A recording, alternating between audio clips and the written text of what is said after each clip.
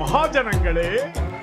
தப்பி தவறி ஒருவேளை அதிமுக ஆட்சி அமைத்தால் மேற்கு வங்கம், பீகார் போன்ற கலவர பூமியாக தமிழ்நாடு மாறிவிடும் என்று விசிக தலைவர் திருமாவளவன் எச்சரிக்கை விடுத்துள்ளார்.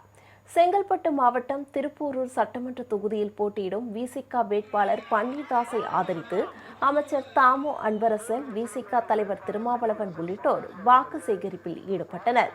அப்போது பேசிய திருமாவளவன் திமுக ஆட்சி பொறுப்பேற்ற செய்த பல்வேறு திட்டங்களை எடுத்துக் கூறினார்.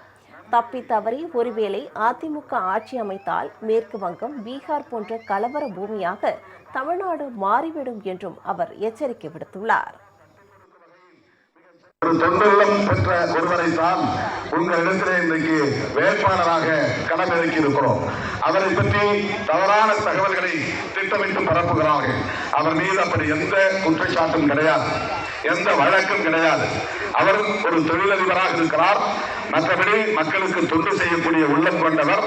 அவர் தேர்தலில் போட்டியிட்டு வெற்றி பெற்று சட்டமன்றத்தில் இந்த தொகுதி மக்களுக்காக பணியாற்ற வேண்டும் என்கிற பேரார்வத்தோடு களத்திற்கு வந்திருக்கிறார். அவருக்கு ஒரு வாய்ப்பை கொடுத்து பாருங்கள்.